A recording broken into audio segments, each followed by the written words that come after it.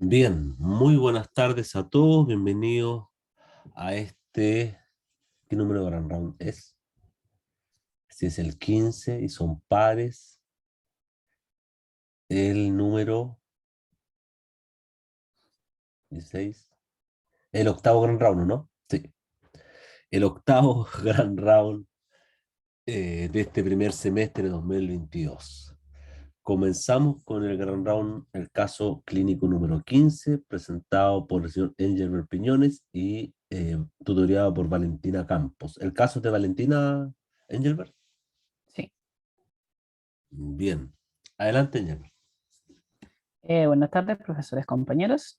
Como dijo recién el profesor, vamos a iniciar con el caso clínico número 15, compuesto por Valentina Campos de práctica profesional y que les habla de clínica 3.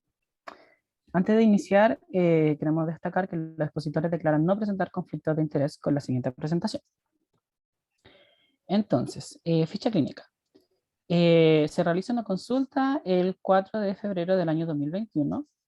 Paciente de sexo femenino de 61 años, cuya ocupación es ser dueño de un minimarket o un negocio. Esta viene con un motivo de consulta relacionado a pérdida de lentes. No tiene antecedentes mórbidos, tiene antecedentes oftalmológicos familiares de glaucoma, su hermano, y ella relata que fue operada de LASIK en ambos ojos en el año 1999 en Perú.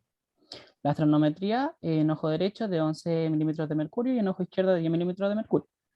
Se realiza un autorref, el cual entrega la esfera más 1,75, cilindro menos 0,75 a 159 en el ojo derecho, y en el ojo izquierdo un más 2,75 con un menos 0,50 a 81. Se realiza una refracción subjetiva, la cual se mantienen los mismos valores y llega a una corrección de 20-20 en ambos ojos. Además, se realiza refracción subjetiva para cerca y se obtiene una adición de más 2,25, llegando a una agudeza visual de 0,5 m. Se realiza una biomicroscopía en ambos ojos, donde se observan cámaras estrechas, cristalinos intumescentes en ambos ojos, leve facosclerosis, mayor en el ojo derecho que en el izquierdo, y todo lo demás normal. Además, en el fondo de ojo no se encuentra nada especial en ambos ojos. Y las indicaciones que se le da a la paciente es que se receta lentes para lejos y para cerca, y además se conversa sobre una posible cirugía refractiva. Con Disculpe, esto, ¿qué es 05M? diga, 0,5M tiene relación con las tarjetas de Jagger. En realidad, 0,5 es como una de las mejores agudezas visuales que se pueden encontrar para cerca. Ya, ok. Porque es la huesa Sí, visual. Ok, para hacerte, ya, ok, listo. para No, cerca, no me sí, había fijado en ese detalle, perdón. Perdón. sí. Ya. Entonces, ¿qué antecedentes más agregarían a la amnesis? Don Sebastián Acevedo. Hola, ¿puedes volver atrás, por favor? ¿Sí? Eh, Indagaría sobre la hora del apío, el motivo de consulta era la pérdida de lentes. Indagaría también sobre la cirugía, cómo resultó, si realiza algún tratamiento con gotas o algún tratamiento ocular. Y eso más que nada. Ok, ¿Algún Ariane. antecedente mórbido? Ah, no, no, sí, no tiene antecedente mórbido. Eso nomás. ¿En qué aportaría la hora de la presión intraocular? Eh, Porque, o sea, dependiendo de la hora va variando la presión. Pero en este caso, o sea, sabemos que la presión varía durante el día, pero porque una de sus preguntas, lo primero que le pregunta sería la hora de la presión intraocular. Igual esto ya lo discutimos, en verdad. Sí, igual quizá no es tan necesario preguntarlo. Ok. Ariane, al respecto, ¿quiere hacer un comentario? No, porque como dice Sebastián, lo conversamos bastante, además es un paciente que está con presiones bajas, pero no hay que olvidar el antecedente de haber sido operada con LASIK. Tal vez hay otro antecedente que podría ser más relevante que la hora de la presión irregular, pero no es parte de la anamnesis. Ok. Profesor Gómez. Hola, buenas tardes. Quería saber si tú, Engelbert, tiene el antecedente de qué lente se le perdió, si el de lejos o el de cerca. Lo menciono por porque es importante. Si yo veo la refracción, ahí hay una anisometropía, o sea, hay mucho más aumento en el ojo izquierdo. Y eventualmente, si se le perdió el lente de lejos, te está arriesgando a poner una dioptría de diferencia de un ojo con respecto al otro.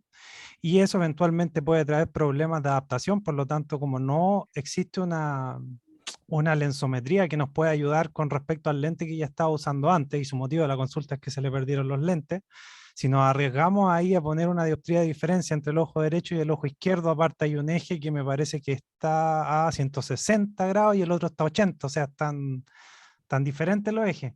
Es complejo. No sé si está ese antecedente, porque en caso de que nos llegara la consulta, hay que tener ojo ahí de el ojo izquierdo. ¿Será prudente en una persona de 61 años poner esa diferencia o eventualmente vamos a tener algunos resguardos más en la refracción subjetiva? Ujú. ¿Podemos continuar por mientras para responder su pregunta? Ya, Eh, ¿se va a Ya, responder continúe. después? o sea, sí, pero no, por eso quiero avanzar. Ya, es parte del Eh, análisis. Entiendo, pero no pierda el entonces, punto, profesor, por favor, porque creo que es relevante. ¿Ya? sí, es relevante. Bueno, las preguntas que nosotros hicimos fue sobre la última consulta oftalmológica que tenía, la antigüedad de los lentes anteriores, el uso de lentes que estos tenían, que eran, si eran permanentes, si eran para lejos, si eran para cerca, si utilizaba algún medicamento, principalmente para saber bien si es que realmente no tenía ningún antecedente mórbido de la paciente. Y lo que más importancia le dábamos era la información sobre la cirugía refractiva, ya que no tenemos información de esta, de qué tipo de LASIK fue, entonces, o la conformidad con la que quedó la paciente, entonces eso queríamos indagar, ¿ya? ¿Cómo qué tipo de LASIK? O sea, si un LASIK para miopía, para hipermetropía, a eso me refiero. Ya, ok, entiendo. Ujú. Entonces, la respuesta, la verdad, al caso sobre el tipo de lente no lo tengo yo, porque no soy quien vio el caso, no sé si Valentina puede aportar algo en ese aspecto. Valentina, Eh, Hola, ¿se escucha? ¿sí? Bueno, la paciente igual tenía la ficha con más controles anteriores y la verdad es que decía que ella ocupaba multifocales. Ocupaba unos lentes multifocales y que había ido antes a consulta porque le molestaba la altura o le corrigieron la altura más que nada. Pero espérame, el valor, el valor de los lentes que sale ahí, ese es el resultado post-quirúrgico de la cirugía láser que se hizo sí, Sí, pero se hizo hace 20 años. hace 20 años.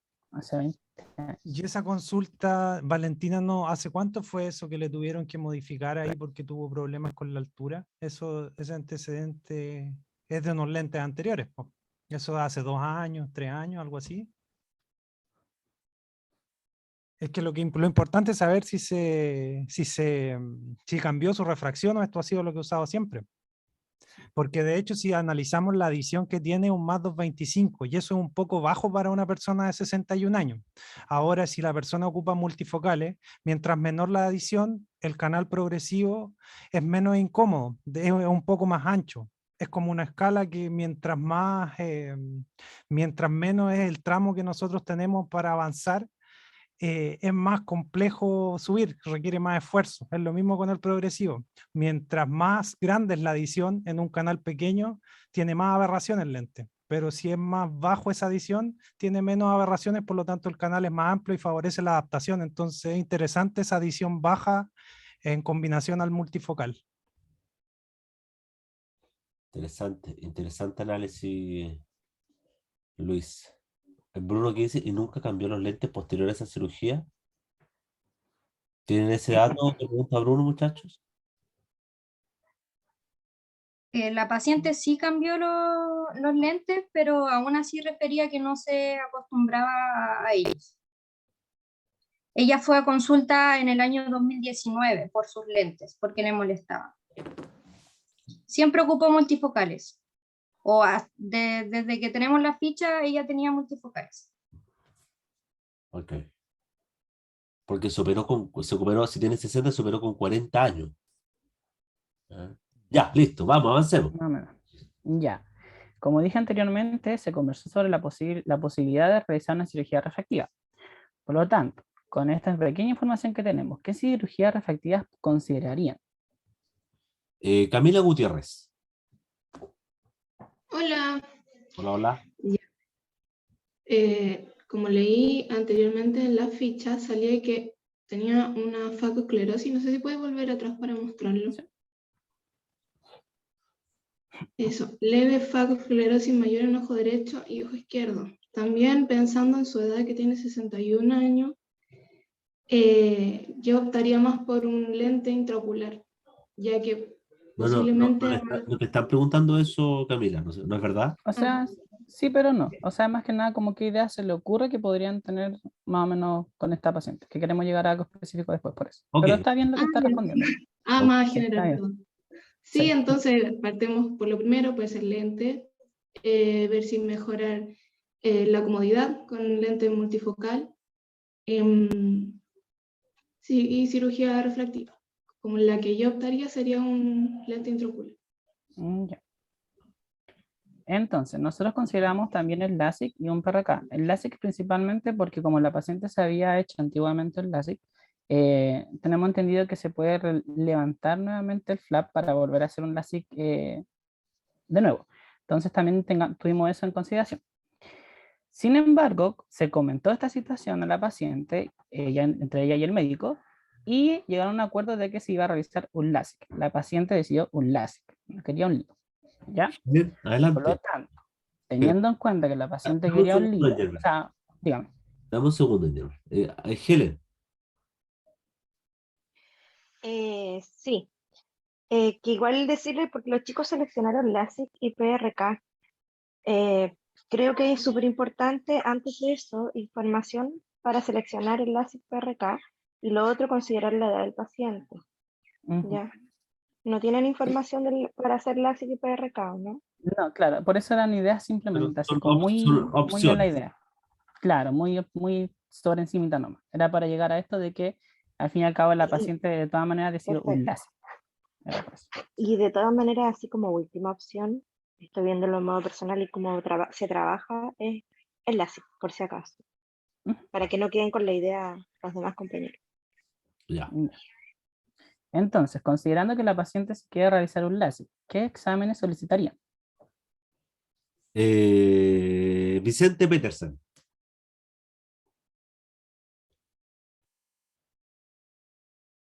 Petersen.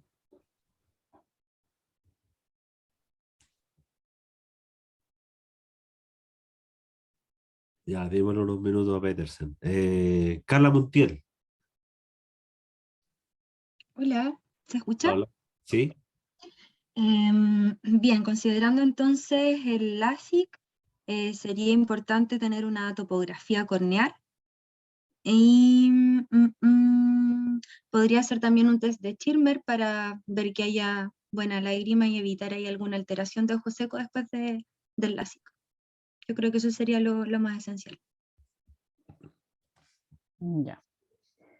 En este caso nosotros consideramos justamente los mismos que pidieron ellos y además la paquimetría ultrasónica porque en algunos centros, por ejemplo, tenemos entendido que se piden ambos como un método comparativo y la autorrefractometría con y sin ciclopegia, que a pesar de que la paciente tiene 61 años y quizás no haya mucho componente al respecto, de todas maneras se solicitan en algunos casos, ¿ya?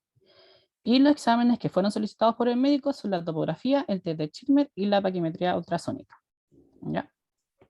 Entonces, se revisaron los exámenes solicitados. Ok. Eh, Brunet.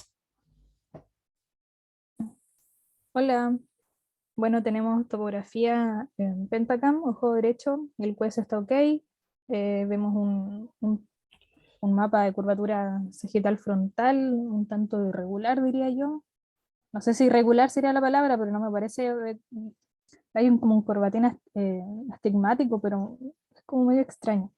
Sin embargo, las curvaturas se encuentran normales, la escala está un poco alterada, diría yo, o sea, no alterada, sino que modificada. El 42 se encuentra en color celeste. Sin embargo, la curvatura del paciente frontal se encuentra bastante normal. Hacia inferior solamente hay un valor de 45,7, pero sigue estando en valores normales, digamos. Y la paquimetría en el centro es de 547, la posición más fina es de 538, se encuentra bien, desplazamiento, todo bien me parece. Profesora Helen, a partir de esta topografía, yo podría más o menos proyectar o hacer un análisis respecto de qué se operó el paciente. Sí, pero recordar siempre que los equipos de ahora, que son muy sensibles y el spot es muy pequeño, a veces no es tan marcado, pero sí la paquimetría. La paquimetría siempre me va a indicar dónde fue el tallado. Y Darla, ¿usted qué piensa de aquello?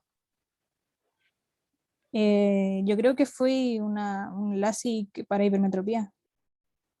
¿Por qué?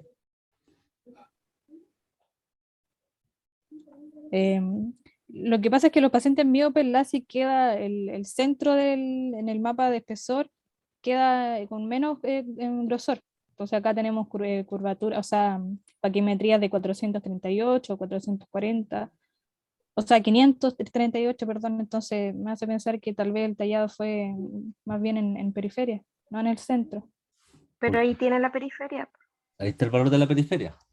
Sí, se lo encuentro, no es como una córnea que haya sido operada, la verdad, no me parece. O sea, claramente fue operada por los antecedentes, pero no es como si yo viese esto, no pensaría que fue operada, no sé. Pero la paquimetría tiene un patrón oval. ¿Eso es común? No, tan así no. Porque ahí yo veo claramente, es que no quiero... A ver, Francisca, ¿tiene algo, no? ¿Quiere opinar? No, yo opinaba que a lo mejor podía ser de miopía porque tenía como menos grosor corneal a nivel central, de 500 y algo, y más engrosada hacia la periferia. Está harto más engrosada la periferia respecto al centro, ¿verdad? Claro, que el ¿Sí o no, tallado ha Pili? sido... Sí, efectivamente, y de hecho no es puro, o sea, operaron con un astigmatismo también. Por el patrón de la superficie anterior, ¿verdad? Sí, Ajá. lo que pasa es que si fue operada hace 20 años, recuerdan que los equipos antiguos, el spot era muy grande, entonces se solapaba la ablación y muchas veces quedaban sobrecorregidos o subcorregidos, dependiendo de cómo, si usaban nomograma o no usaban nomograma. Pero, profe, es común que quede en los pacientes este patrón oval, o sea, si yo viese este patrón en una topografía de cualquier otro paciente, tendería a pensar que fue operada Es que hace uno tiempo. siempre cuando sospecha de refractiva, tú miras estos exámenes y te va a aparecer un patrón distinto en la PACI. No significa que porque tengas este patrón, nosotros en oftalmología no somos tan estrictos en eso, o sea, puede tener ese patrón y a lo mejor nunca se ha hecho nada, que es muy raro, pero puede pasar. Pero si tú ves algo así, tú le preguntas al paciente si alguna vez se ha operado. A ver, ¿qué es lo importante acá? Por eso es que estoy haciendo esa pregunta. Yo tengo el antecedente de que el paciente se operó, ¿verdad? Teniendo el antecedente de que el paciente se operó, miro el mapa paquimétrico, veo que al centro tiene 547 micras y en la periferia tiene 620, 630, 580. Claramente uno sabe que hacia la periferia se va engrosando, pero yo en el fondo ya asumo que hubo un tallado que fue realizado particularmente en el centro, porque está adelgazado Claro, ya respecto se a la periferia. sabe que es de miopía, porque está el centro más delgado que la periferia. Una Entonces, pregunta, es que si yo viendo este patrón, voy a pensar que fue operado en todos los pacientes que yo veo este patrón, porque es el patrón normal, ¿verdad? De grosor, ¿verdad? No está invertido, pero si yo tengo antecedente que se operó y veo los grosores, ¿o no, Luis? sí, no, una pregunta que tiene que ver con lo mismo. ¿Cómo manejan que en general en la clínica, por ejemplo, esta persona se operó hace 20 años de miopía y ahora tuvo que volver a usar lentes? Quizás hace cuántos años vuelve a usar lentes. ¿Cómo manejan eso de que eventualmente una persona se opera para sacarse los lentes y ya tiene más de 40 y sabemos que ahí la presbicia empieza a avanzar cada 2 años, entonces que eventualmente en Con- 4 años va a volver a contes- usar lentes, ¿cómo es eso? ¿Contesta un alumno o contesto yo? No, o sea, no creo que los alumnos lo sepan. Tienen Pregunta a que la colega. saberlo, tienen que ¿Sí? ¿Lo saberlo. deberían saber? Ah, ya. Sí. Preguntémoselo a alguien, pues preguntémoselo a Rocío Muñoz. Porque no es capcioso, yo de verdad no lo sé. A ver, ¿Qué opina Mm. Rocío? La verdad no estoy muy segura tampoco de la respuesta. Entonces, ¿Pero qué no quiero piensas? arruinarla. Mm, mm, A ver, no yo sé. sin ser especialista, pero por lo menos yo me pienso, el paciente quiere dejar de usar lentes para lejos. Y efectivamente con la cirugía va a dejar de usar lentes para lejos y no va a quedar dependiente de realizar su vida, ¿verdad? Y salir a la calle y hacer dependiente de los lentes para lejos. Por lo tanto, el lente de cerca, yo creo que todos le explican que sabe que usted va a tener presbicia, va a desarrollar presbicia y los lentes para cerca, eso es otra cosa, ¿verdad? Esto Ese va a volver a sería... aparecer de lejos, Oye, ¿no? pero ¿alguien más que quiera contestar? Porque Yo igual creo es que tiene como... que ver, que habría que saber también las expectativas que tenía el paciente antes de operarse. No sé si es que quizás con la operación no corrigieron el total de la Pero metropía, tal vez sabía Lo que iba a pregunto en quedar, realidad, lo pregunto en no realidad sé. porque, para ser franco, cuando a mí me llega alguien de más de 40, 44 años, me llega diciendo que quiere operarse de refractiva, yo le aconsejo que no, porque como va a ser presbita y que su presbicia va avanzando más o menos cada 2 años, que la operación le va a durar 2 años, 3 años, 4 años, después va a volver a los lentes de lejos, entonces no le encuentro mucho sentido que pague esa plata para que después vuelva a usar lentes de lejos. Eso es como el discurso, tiene pero a toda lo la mejor está razón. mal, por eso me gustaría discutirlo. Oye, Luis, sí, A tienes mí toda la me razón, siento mira. discriminado, yo siento que Luis está desahuciando a los cuarentones. Entonces yo creo Ah, que ya como que no, ya tenéis 40, estáis llegando a los 40, así que olvídate. Ya. Oye, ya, pero este paciente tiene 60. ¿Qué No, por eso lo tengo en alternativas? cuenta. A mí yo creo que los chiquillos ya esto deberían saberlo. Pues si eso se pasa, se enseña cómo Dale, calcularlo. porque están medio dormidos todavía. Explícalo tú. Ya, un paciente de 60 años que quiere dejar de usar lente, recuerden que tuvo 20 años, viene el paciente y eso es algo positivo de cierta forma. Hoy en día la alternativa después de los 60 son los lentes intraoculares, porque si lo van a operar de láser, van a adelgazar esa córnea, todo lo complicaciones que pueda tener. Además, el paciente va a quedar viendo solamente bien de lejos. La alternativa es su lente multifocal, o en realidad ni siquiera multifocal, de visión extendida. Y eso es para todos los pacientes operados de LASIK posterior de los 60, un lente intraocular, porque si lo operan de LASIK y más adelante se hace catarata, otra cirugía de nuevo, y ya no se va a poder calcular bien porque ya está muy tratada la córnea. Recuerden que cada vez que uno modifica cambia las curvaturas y después los equipos no me miden la zona exacta. Entonces necesito ahora con la información que tiene operar un lente intraocular y es muy raro que después de los 60 coloquen un láser. O sea, hagan ahora a un mí láser. me queda la duda de que estuvo 20 años bien, porque en un ojo tiene un más 2 y algo, entonces eso no lo Pero desarrolló le en puede haber por, cambiado en el pues tiempo se porque el fue paciente no tiene desarrollando. quejas, yo creo, pues. Tendría quejas. Yo creo que vaya va el caso. Ya, vamos, avancemos mejor. Claro. Avancemos más rápido, pero está interesante la discusión. Vamos. Que, bueno, la verdad es que más allá que agregar, no hay mucho, solamente ver que los índices en la zona del 8 milímetros no se encuentran alterados, pero fuera de eso, mucho más que agregar de esta imagen, nada. Ya. Ven, Ambrosio. Elena Ambrosio, vamos con Rocío, reivindíquese. Ya. Bueno, aquí tenemos el veinam ambrosio del ojo derecho. No existe como diferencia entre el mapa de elevación con la esfera de mejor ajuste y el mapa de elevación con la esfera de mejor ajuste mejorada. Como que se mantiene todo dentro de los rangos normales. Como que no hay mucho que decir respecto a este mapa. Adelante. Ojo izquierdo. Continúe reivindicándose, Rocío. Bueno, aquí tenemos el pentacam de ojo izquierdo. Podemos ver que está analizable el QS. Aquí podemos ver que la curvatura sagital igual se encuentra como irregular me llama la atención la curvatura hacia inferior. De la elevación frontal también está bien dentro de los rangos, y el espesor corneal también vemos que está bien la posición más fina, 537, y el apex 546. Eso, no sé qué más agregar. Sí, pensaríamos más o menos lo mismo. Y aquí se encuentra, y esto, que en realidad lo que más llama la atención es que los índices aquí se encuentran alterados, pero mucho más allá de eso no hay que agregar. Benigna Profe, Ambrosio, por el aumento de curvatura que está ahí abajo, seguramente que están alterados los índices. claro. Pero Y aquí, bueno, en realidad con es, este Belén, en realidad no hay mucho que agregar. El DP que acá, que este valor que está acá, se encuentra alterado por el mismo índice de progresión. Así que mucho más allá de Helen, eso. ¿quería no. decir algo?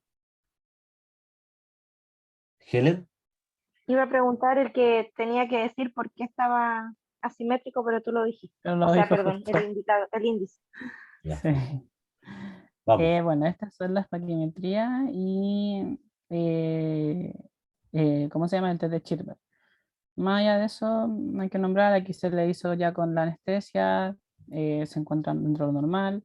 Lo mismo con las paquimetrías, en términos de simetría también se encuentra bien. Entonces, se realiza al final el LASIK en ambos ojos a la paciente. Y aquí tenemos los distintos controles. En una semana post-LASIK se observa esa refracción que está ahí con el autorref. En la biomicroscopía, ahí se le pone el lente de contacto que está en situ, que está ok, el resto nada, hay un mínimo IS anterior, y las indicaciones se le dio no recuerdo el nombre de ese medicamento que es el THD, pero es un lubricante mínimo cada 4 horas en ambos ojos, y el CP no supimos identificar, se le preguntó a distintos médicos y todo, no supimos qué fue lo que pusieron ahí, cada 12 horas en ambos ojos. Lo que sospechamos sí es que puede ser algún antiinflamatorio o algún antibiótico, y se le realizó control de 3 semanas. Un mes después del LASIK, la paciente siente que no ve bien para lejos y le cuesta distinguir a las personas. Hubo cambios nuevamente en la refracción, en el autorrefractómetro, y la agudeza visual sin corrección en ambos ojos son de 0,8 en el ojo derecho, no, en ambos ojos son de 0,8 y para cerca de 0,5. Imaginamos nuevamente que aquí el 0,5 con la tarjeta de Jagger. Y en la biomicroscopía se observan flap de interfase en ambos ojos ok, gutas centrales leves en ambos ojos, en el resto nada. Y las indicaciones son uso de lágrimas, control en 2 meses y ver la situación de su ojo izquierdo que no ve bien para lejos. A los 3 meses ya se le realiza nuevamente tonometría que arrojó 13 y 13 milímetros de mercurio. Nuevamente hubo un cambio a nivel del autorref en las refracciones. La agudeza visual es sin corrección en el ojo derecho de 1 y en el ojo izquierdo de 0,8 parcial. La biomicroscopía en ambos ojos con los polos anteriores nada especial, los fondos de ojo en ambos ojos nada especial, y se indica topografía y OCT macular.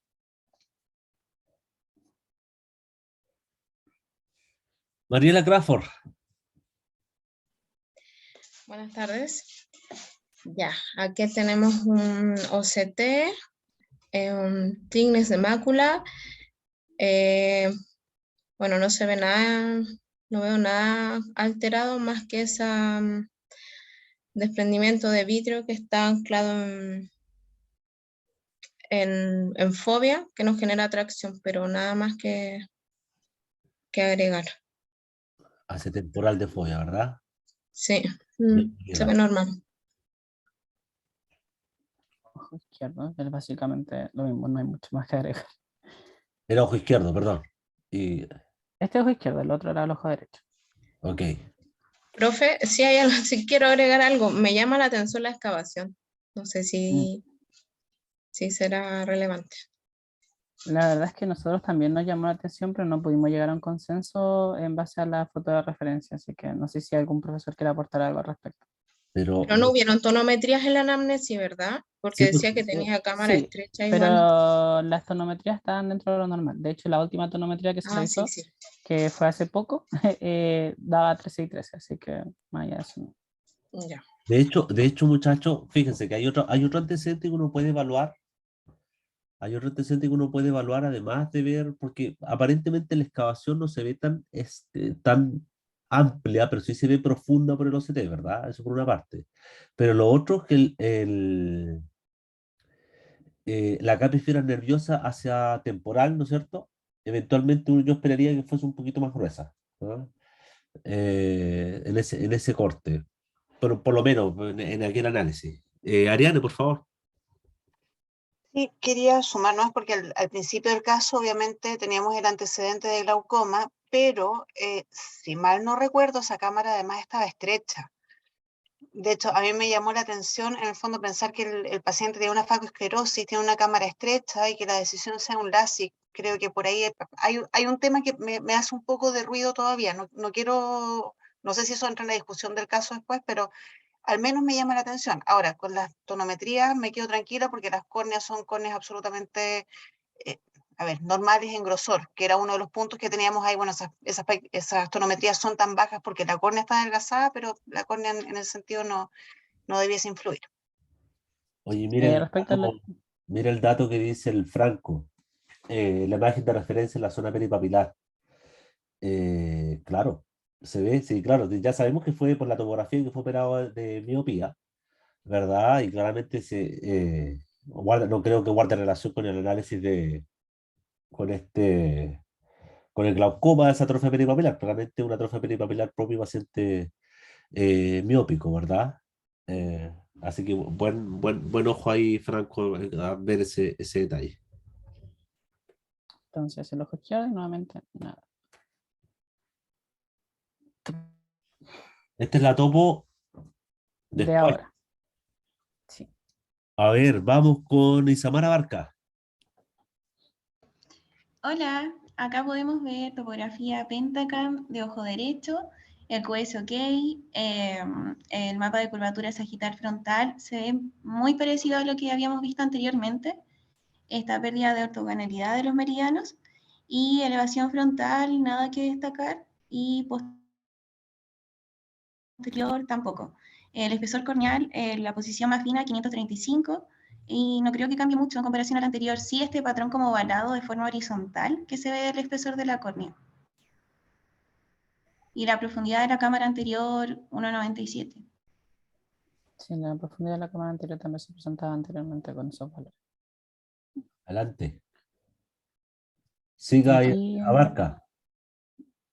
Ya, acá destacar el Berín, quizás que es compatible con queratocono de tipo AICE, pero más allá de eso, los índices están bien. Ok. Adelante. Siga. Isamar, siga. Isamar. ¿Se escucha? Ahora sí, ahora sí. Ah, ya. El Belín Ambrosio, podríamos decir que hay una diferencia de 5 micras centrales en elevación frontal comparando con la mejora, o sea, con la esfera de mejor ajuste mejorada. Y este índice que aparece abajo en borderline, que me llamaría un poco la atención. y ese signo, tiene relación justamente con con la... Ah, ya. Con esto. Se relacionan Sí, entonces, ya. se relacionan entre ellos. Sí. Ok. El punto más delgado, ¿cuánto es? El punto más delgado es... 535. Sí, 535. 535. Ojo, que ahí es la cara anterior solamente la que está cambiada. Ujú. Mm. Eso. Isamar, continúe. Este es el comparativo.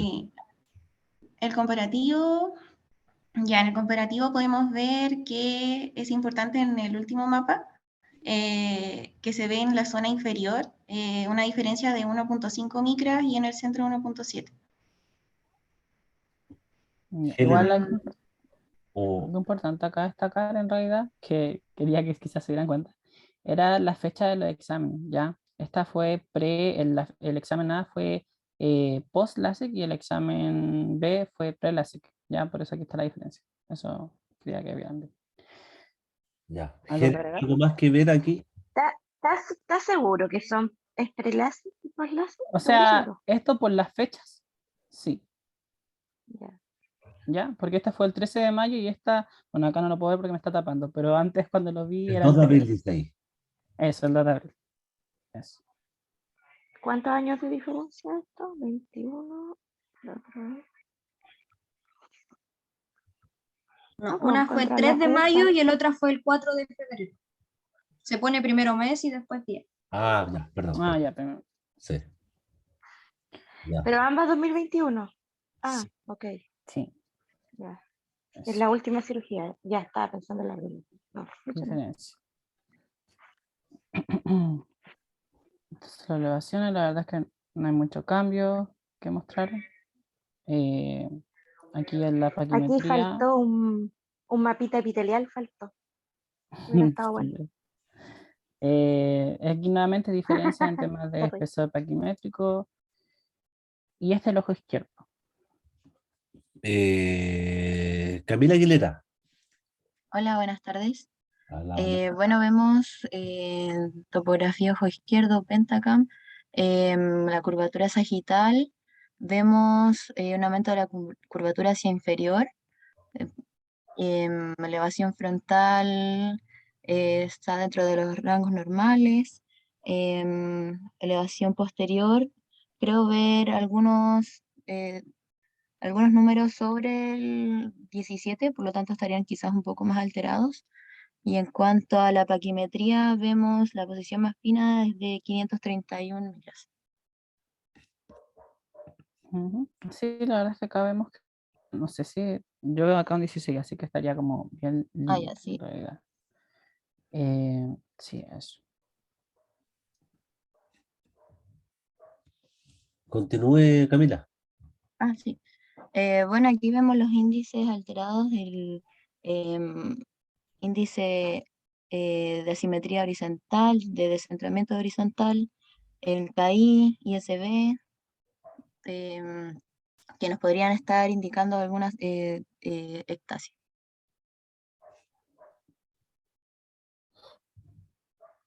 ¿Continúa? Sí. Belin Camila, Ambrosio.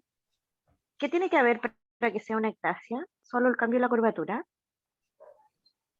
No, o sea, estaba viendo como los índices, más que nada, como estaban alterados. El TKC incluso también está alterado. ¿Pero eso me indica que hay una ectasia? O sea, en cuanto al... no sé. ¿Me puede repetir la pregunta? La Que profesora si le están pregunta, los índices.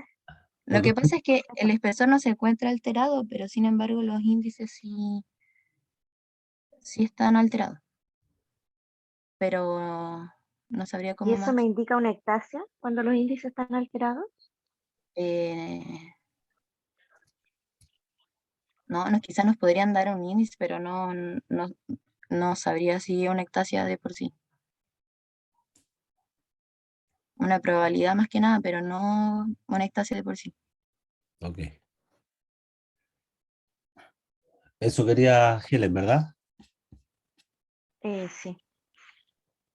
Que una probabilidad más que un hecho, ¿verdad? Es un indicador, pero no representa exactamente que efectivamente existe. Tiene que haber otros antecedentes adicionales para que sea considerado propiamente la clase.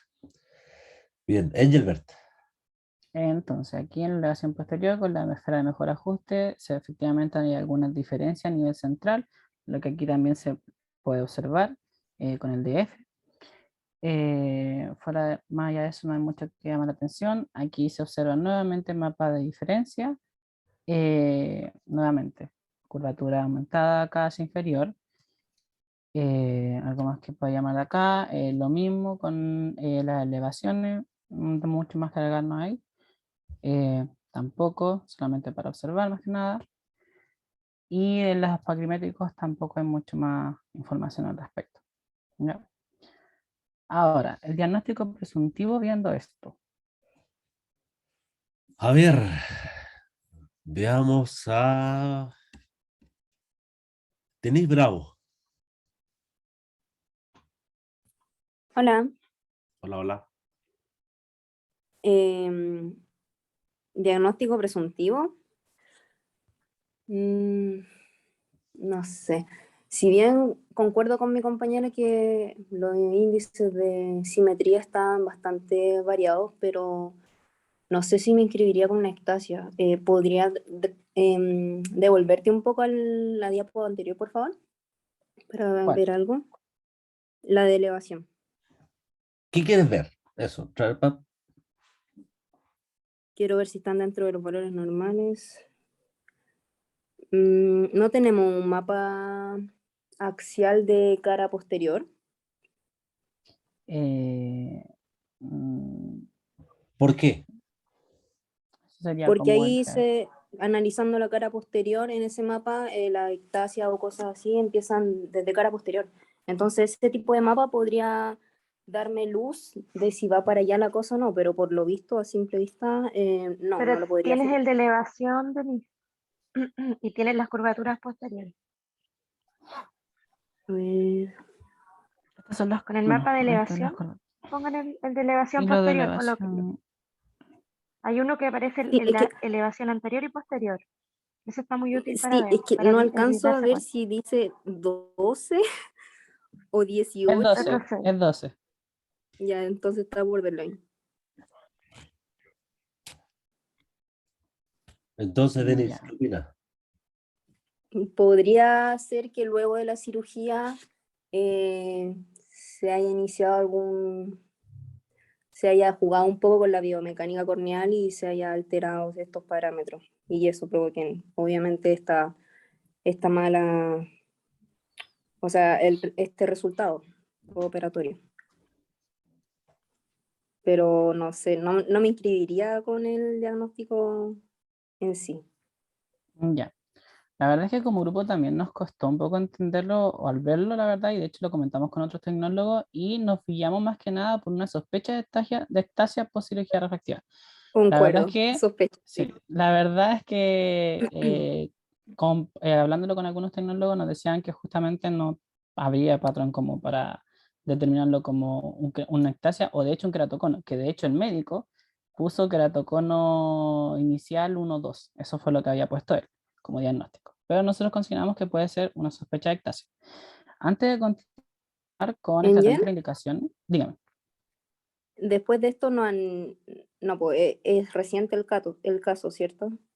Entonces, La verdad es que no es reciente, pero más y allá no de le eso, hicieron controles después de, no sé, 6 meses más ahí para ver. no, ahí la verdad es que desconozco esa información, ¿ya? Ah, No ya, sé si perfecto. Valentina puede aportar algo al Gracias. respecto. No, la verdad es que a la paciente la derivaron con un especialista en ectasia. Entonces no tenemos la ficha de eso. Entonces, Una antes de consulta, continuar, chiquillos. Si la paciente hubiera tenido una reepitelización posterior a la cirugía, ¿cómo se verían los mapas? Engelbert, responda. una reepitelización, ¿cómo se verían los mapas?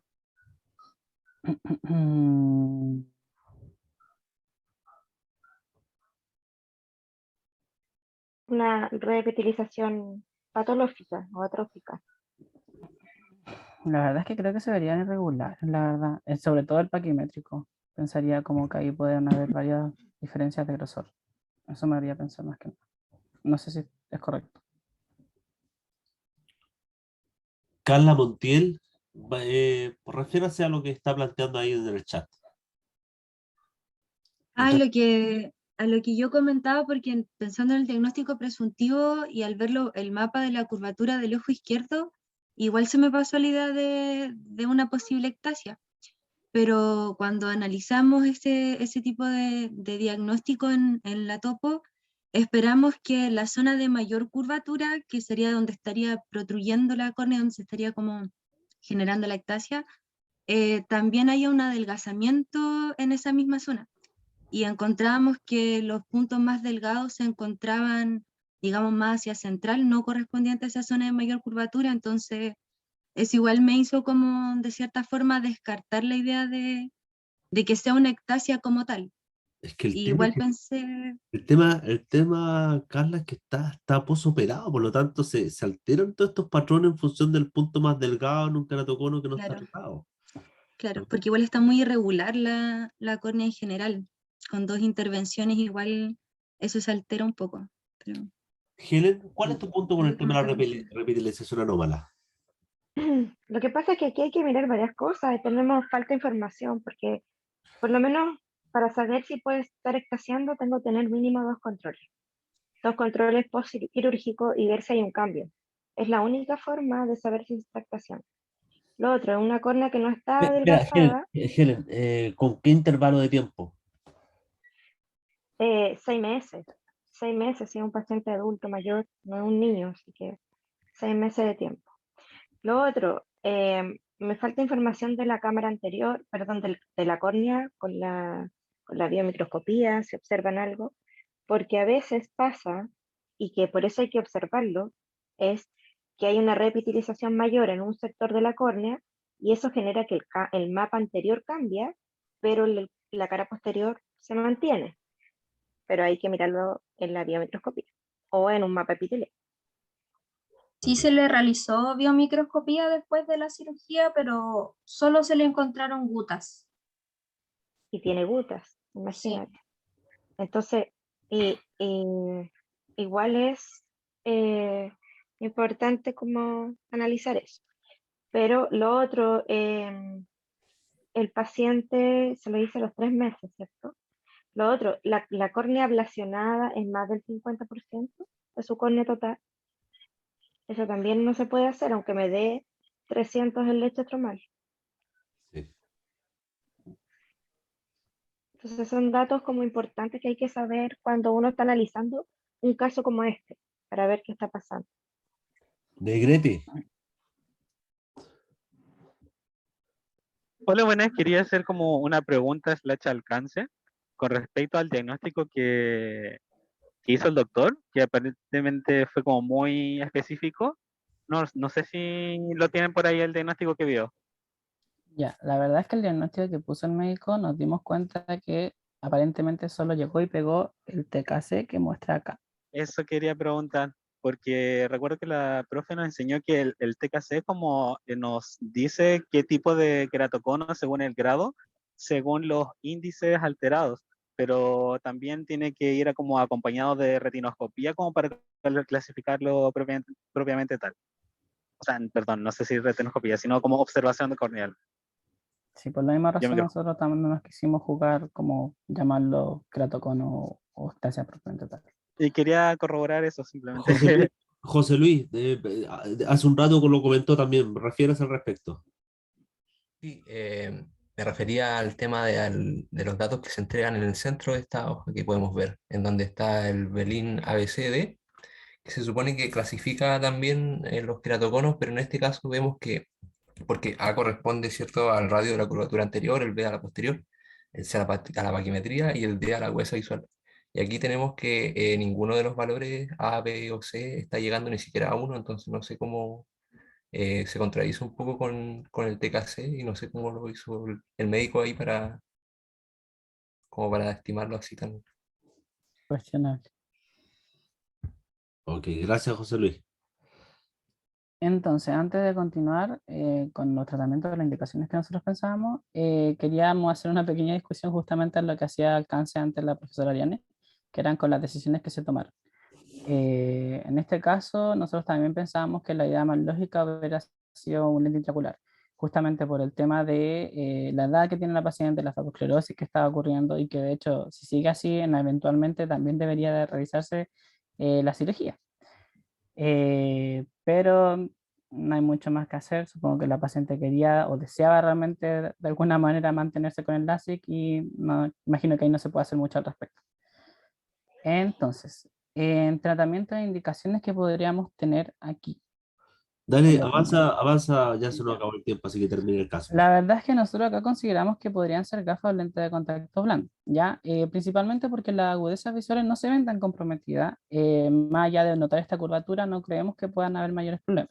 Por lo tanto, una gafa podría ayudar a corregir el vicio de reflexión que tiene y los lentes de contacto también podrían cumplir el mismo rol, blando necesariamente. Ahora, las indicaciones que el pronóstico que podríamos tener, en realidad, por ahora es bueno, ¿ya? Porque tiene buena agudeza visual. Pero como tal comentó la profesora Helen, es necesario realizar un seguimiento para controlar si efectivamente va a haber una progresión de esto, justamente cada 6 meses. Y bueno, el uso de alguna corrección óptica, como ya dije, es necesario en este caso para mejorar la calidad visual en este paciente. Y unos papers, Valentina. Ya, el primer paper que encontramos es de rehabilitación visual y resultados de la ectasia después de la cirugía refractiva. Esta revisión comprendió 74 ojos de 45 pacientes con ectasia corneal después del LASIK, que fueron 72 ojos, o PRK, que fueron 2 ojos. Los resultados incluyeron agudeza visual no corregida, mejor agudeza visual corregida con anteojos, mejor agudeza visual corregida y la refracción. También el método de corrección visual final, que es el que se muestra en el gráfico que está a la derecha. El gráfico de corrección visual final se logró con lentes RPG en el 76% de los ojos, anteojos en el 9%, crosslinking en el 3%, segmentos de anillos intracorneales en el 1% y queratoplastia penetrante en el 8%. 2 de los ojos con segmentos de anillos intracorneales requirieron explantación del segmento y posterior queratoplastia penetrante. Y 2 de los ojos, que el 3%, no requirieron un dispositivo visual para mejorar la agudeza visual. El tiempo medio para el uso exitoso del RPG fue de 24,8 meses y el 80% de los casos manejados inicialmente con lentes RPG tuvieron éxito con esta forma de tratamiento. Entonces se concluyó en este estudio que la mayoría de los ojos que desarrollaron ectasias corneales postoperatorias lograron una agudeza visual funcional con el uso de lente RPG y no requirieron más intervenciones. La queratoplastia penetrante, si bien es importante, generalmente se puede posponer o evitar mediante métodos alternativos de rehabilitación visual, como son estas rehabilitaciones ópticas. Sin embargo, la queratoplastia penetrante, cuando es necesario, puede proporcionar buenos resultados visuales.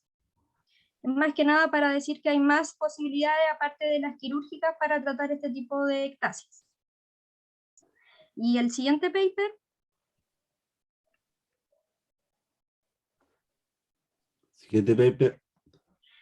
Se trata de la incidencia y características clínicas de ectasia post-LASIK, que es una revisión de más de 30.000 casos de LASIK, en el cual se convocaron un total de 30.167 ojos de 16.732 pacientes que se sometieron a LASIK con microquerátomo mecánico y varios láser femtosegundos entre agosto del 2007 y agosto del 2015.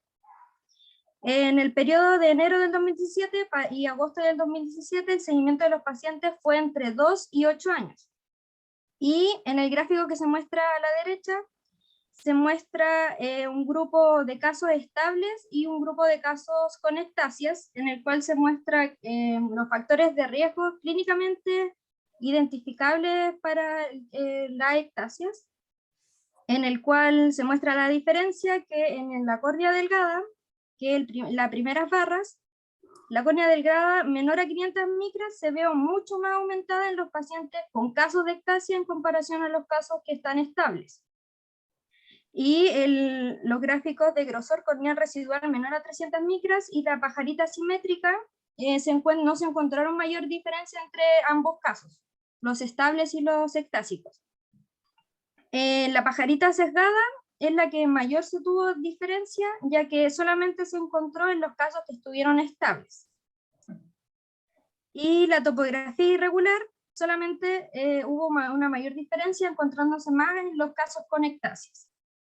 Y así también se muestra la elevación posterior mayor a 500 micras, que también se vio mayor aumentada en los casos que tienen casos con ectasias. Y por último, el porcentaje de tejido alterado mayor a 40% se vio mayor afectado solamente en los casos estables.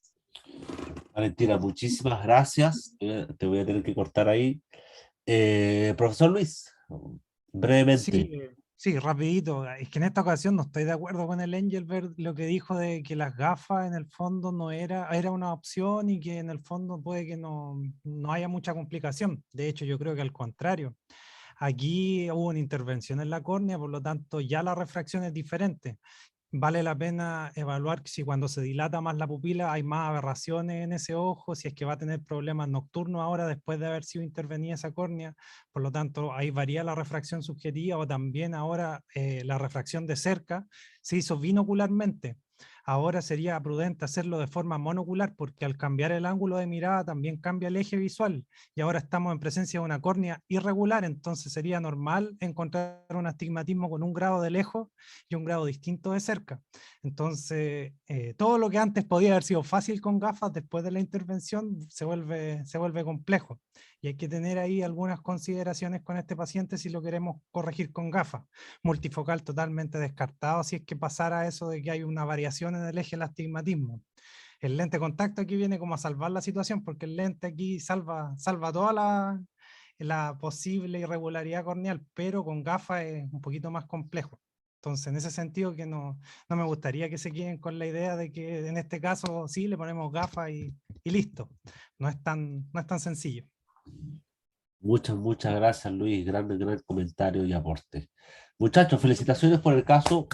Muy bien conducido y creo que muy interesante la discusión que se dio en torno a este caso. ¿Ok? Continuamos. Siguiente caso.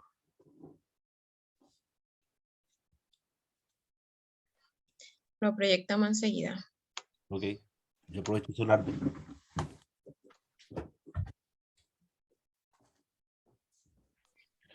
Y aprovecho de decir que tampoco se queden con que los pacientes se operan de LASIK una reoperación para mejorar la visión. Normalmente después de las 60 es un lente intraocular. Depende Profe, del cirujano que tenga la técnica. ¿Mm? yo tengo la duda de que se podría considerar quizás un poco un error del médico haber aceptado hacer ese LASIK. Pucha, es que en realidad ahí ya... Es mejor basarse en los hechos Eso. y ahí son Ya. son el análisis que cada quien hace, pero no sabemos Ya. las circunstancias en las cuales se tomaron la decisión, la presión del paciente. Hay muchos antecedentes que no sabemos. Más que nada yo pensaba en el hecho de negarse a hacerlo. Podría ser quizás un poquito... Yo creo que ahí puede ser, yo creo que eso puede Claro. ser Y recuerden que no todos los médicos teóricos. ¿ah? Pero tratemos de no hacer el análisis, pero no cuestionar el actuar de las decisiones, ¿verdad? Creo que no corresponde, ¿ok? Pero está bien franco su razonamiento. Creo que es importante que usted reflexione y tome se vaya formando su opinión a partir de los comentarios y el análisis de cada uno de los casos, ¿ok? De alguna manera se transmite experiencia a partir de estos resultados que se van obteniendo. Bien, adelante con el siguiente caso. Ya, ¿se escucha bien? ¿Me escucho? Sí, súper. Ya. Entonces, buenas tardes, compañeros y profesores presentes. Vamos a continuar con el segundo caso del día de hoy, que corresponde al caso clínico número 16, presentado por Mariela Crawford de Práctica Profesional y que le habla Natalia Toledo de Clínica 3.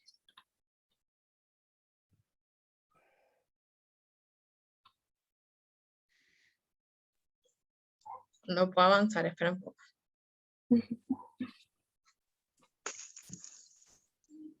Así. Los expositores declaran no presentar conflictos de interés con la siguiente presentación.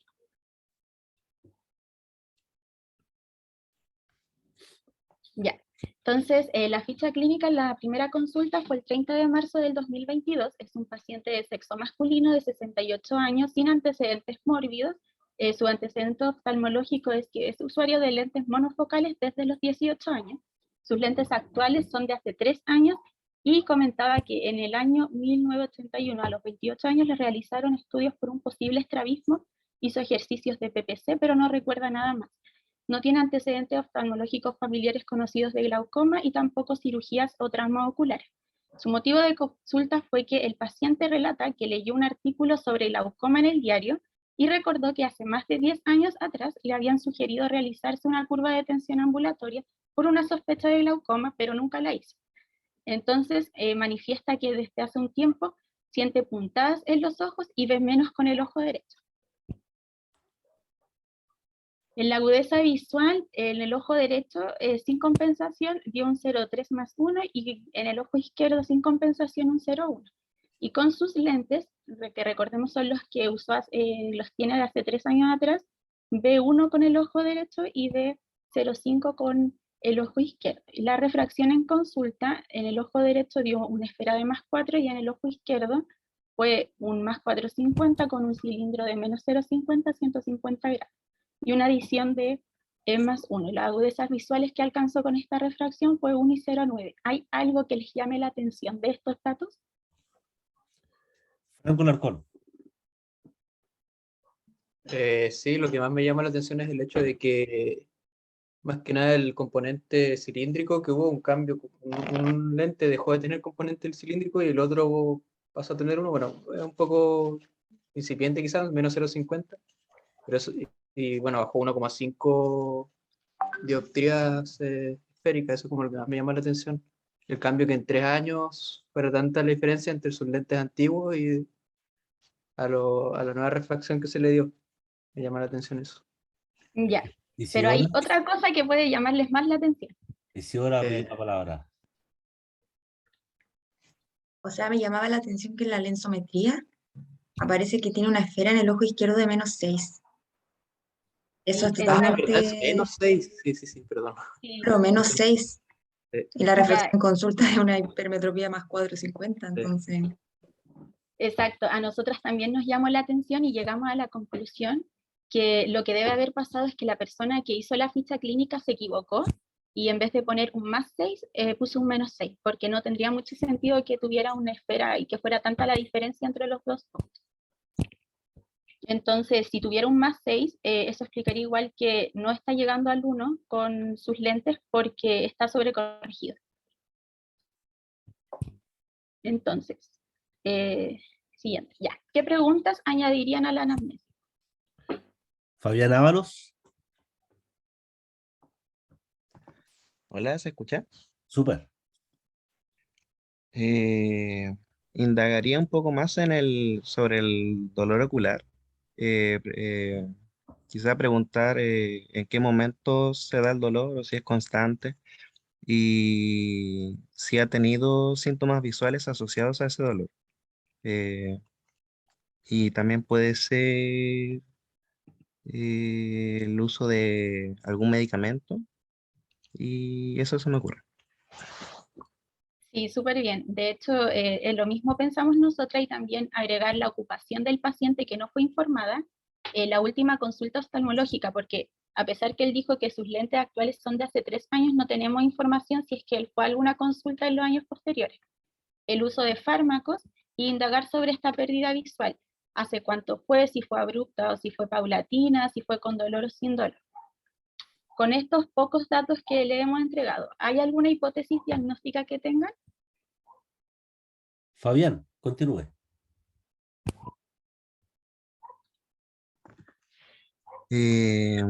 A ver, ¿podría volver un poco a la ficha?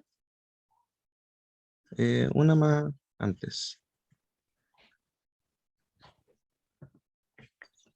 ¿Qué está buscando?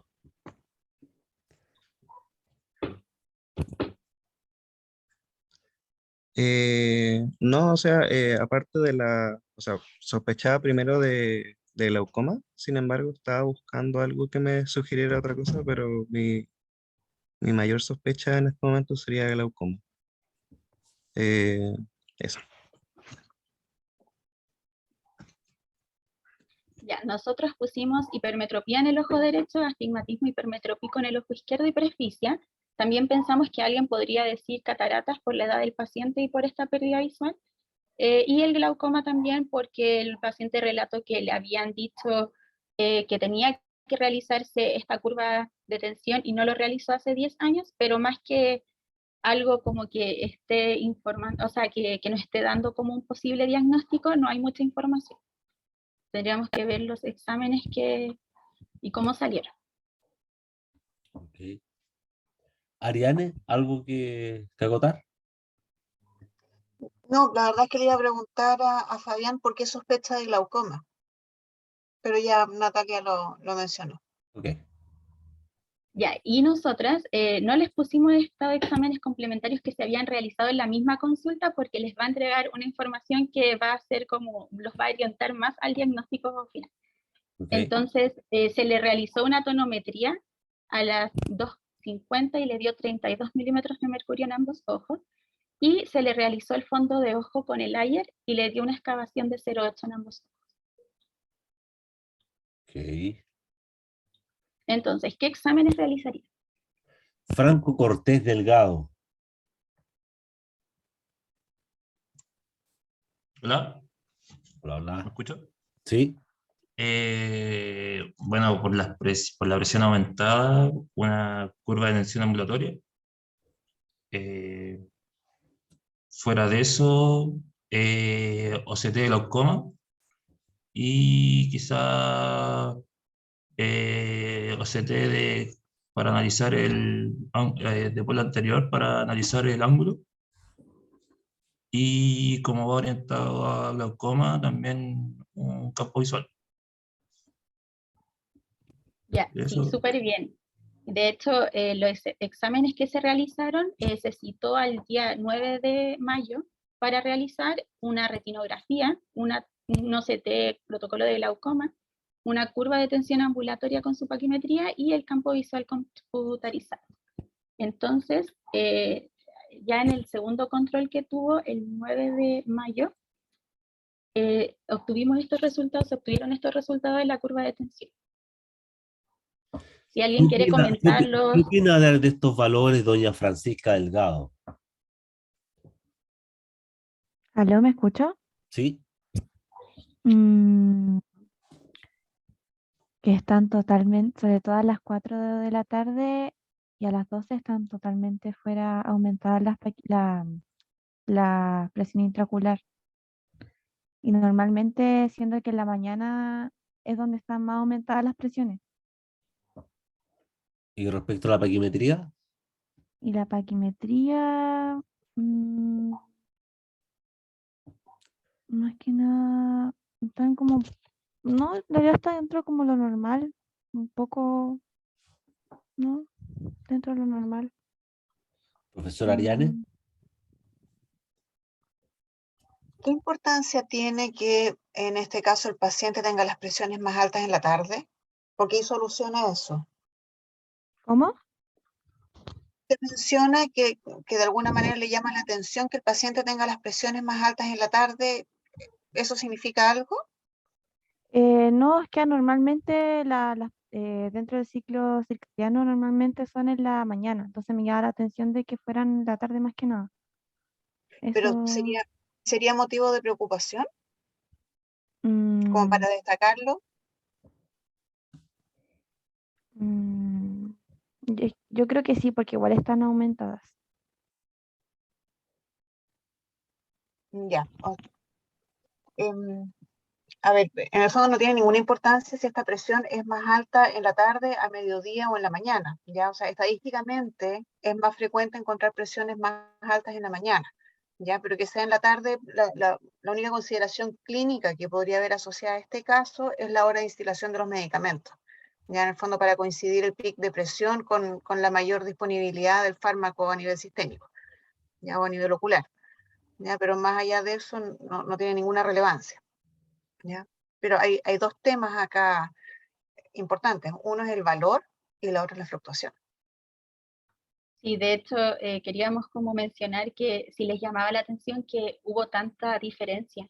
El menor fue un 18 y el mayor fue un 30 y son como más de 10 milímetros de mercurio de diferencia entre ambos, en los dos. Entonces eso igual a nosotros por lo menos nos llamó harto la atención. Y si ahora comenta, sí, a eso se puede deber el dolor punzante.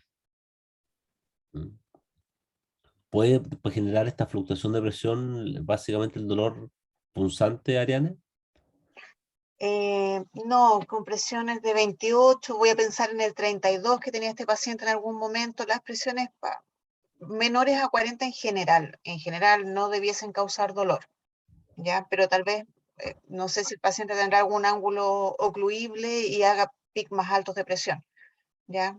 En el fondo podría estar por ahí, pero una presión de 28, 30, 35 no debiese causar dolor.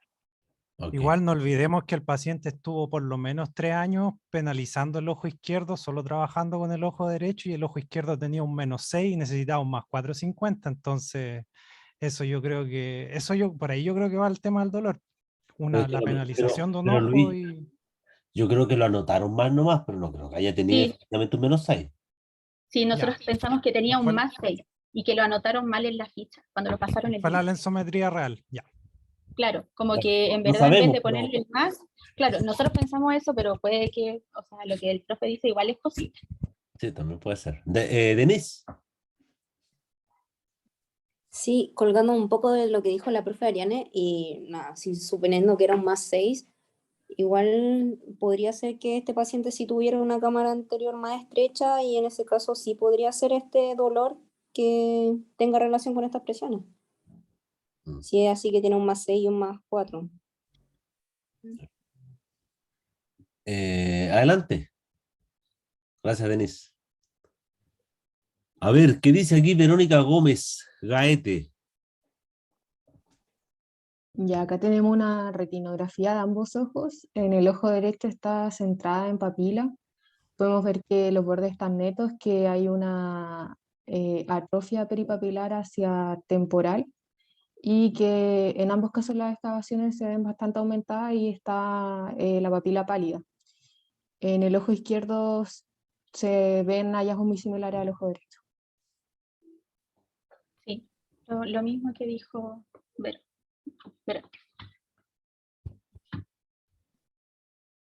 Y a ver, ¿qué opina aquí don Engelbert? ¿Opiniones?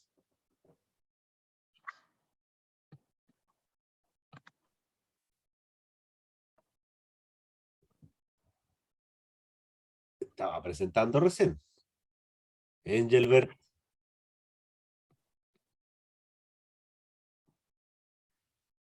Ay, ay, ay. Nicolás Ursúa.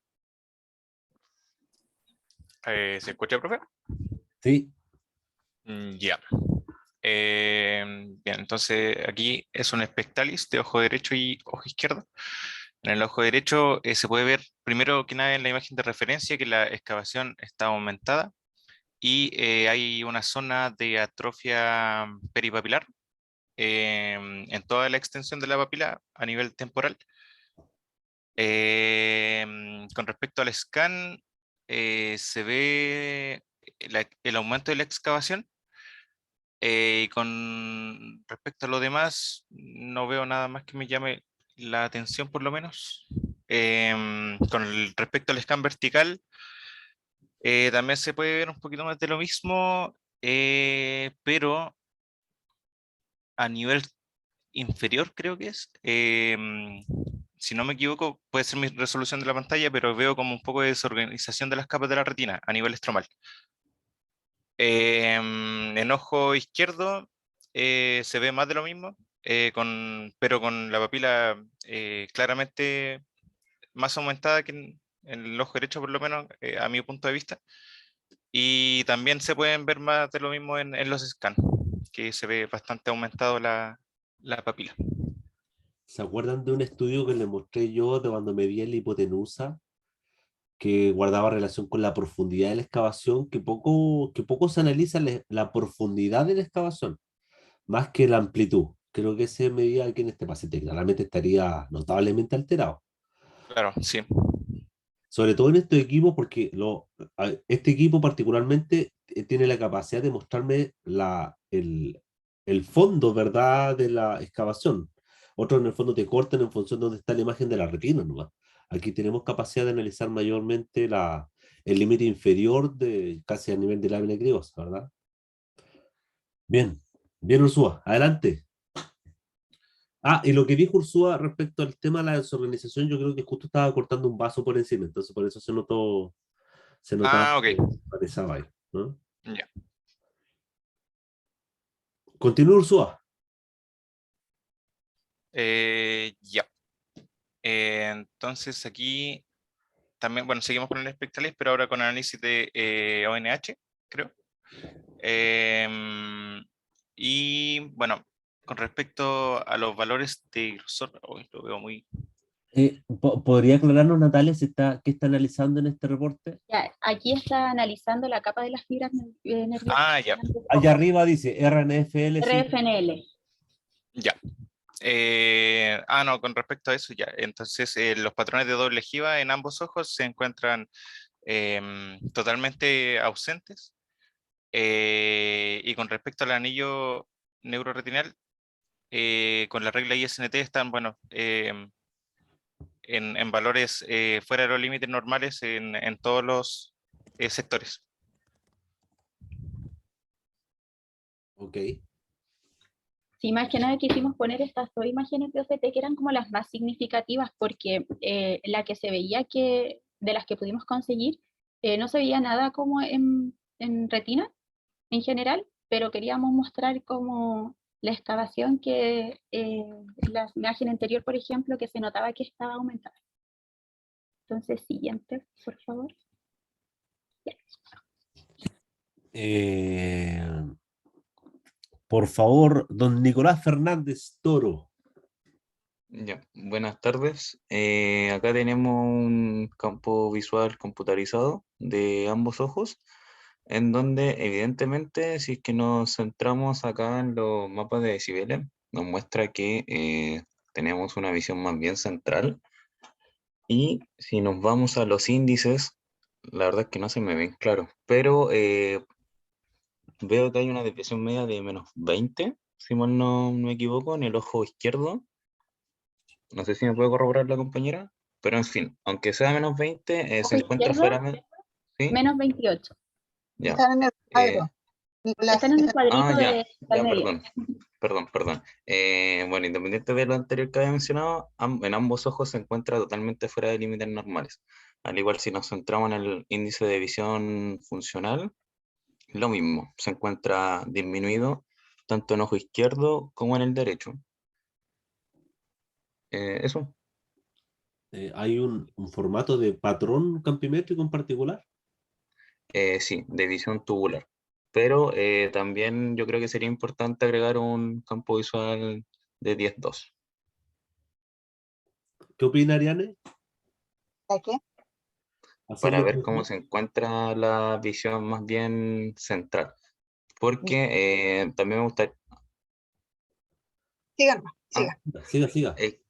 Ya como se ve en el mapa, hay una parte hacia súpero temporal, donde todavía queda un remanente, entonces me gustaría saber si es que ese remanente está perdido como tal o sigue siendo funcional esa parte.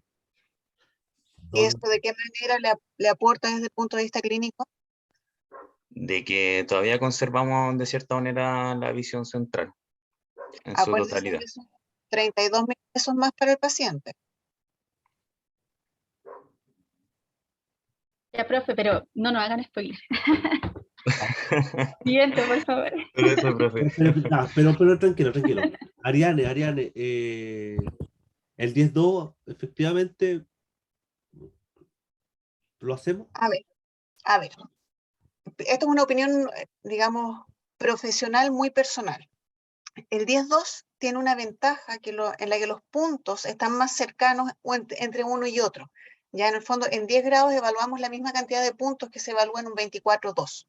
Ya, por lo tanto, para mí, en lo personal, la utilidad del 10-2 está, por ejemplo, en detectar lesiones precoces de glaucoma que tal vez no las encontramos en el 24-2 por estar los puntos un poco más separados. Hay médicos que prefieren hacer un 10-2 en estos casos, en particular, yo creo que es para que el paciente se frustre un poco menos, porque en el fondo en un 10-2 el paciente vería prácticamente todos los puntos, ¿ya? Sin embargo, el 10-2 deja de mostrarnos una serie de valores estadísticos que son propios del 24-2. Por ejemplo, el BFI no lo tenemos en un 10-2, ¿ya? El GPA no lo tenemos en un 10-2, entonces desde el punto de vista estadístico lo perdemos. Y cuando tú quieres hacer seguimiento, tú hoy día haces seguimiento en base al BFI. Esteban, es que no te permite hacer seguimiento solamente en base al campo, no te hace comparativo para después. Entonces los valores estadísticos que hoy día más nos sirven, que son GPA y BFI para poder hacer el seguimiento del paciente, el 10-2 no te los da. claro. O sea, más que el análisis cualitativo, ¿verdad? Ok, Claro. ok. Sí, de hecho, a eso queríamos llegar, que, bueno, esto ya se spoileó, pero se realizó este 10-2 siguiente, y queríamos llegar como a eso mismo, que muchas veces se realiza para bajar la ansiedad del paciente de no haber podido ver casi nada, no haber podido reaccionar a casi ningún estímulo del 24-2, entonces acá se baja un poco esta ansiedad de que no está viendo nada. Entonces el paciente puede pensar que está, no sé, está súper mal su examen y se le realiza el 10-2. No, pero súper, súper excelente discusión. Finalmente, a partir de lo que dijo el Nicolás, ¿verdad? Y finalmente lo que comenta la profesora, finalmente llegamos al análisis que en el fondo ustedes esperaban llegar. Así que muy, muy, muy bueno. ¿Ah? Pero Igual, interesante, perdón, pero interesante esto de la ansiedad, ¿ah? En el fondo. profe. ¿Sí, Darla? Sí, me gustaría hablar un poco de lo mismo, que igual con respecto al rol que tenemos nosotros como tecnólogos, digamos, en la realización de este examen, es súper importante ir calmando al paciente en estos casos, porque en clínica me pasó muchas veces que los pacientes me decían, ya, usted me avisa cuando empiece. Y claro, el paciente tenía un daño muy, muy grande y el examen había comenzado hace un minuto atrás. Entonces, el paciente no ven muchos puntos y ahí es muy importante ir calmando al paciente, decirle que en cualquier momento puede aparecer un punto por ahí, que es importante que se mantenga atento, que esté tranquilo, que a veces se demora la máquina en mostrar los puntos, entonces como rol nuestro es importante también tranquilizar para que el paciente no se frustre en estos casos que tienen un daño evidente. Entonces por ahí quizás también importante eso.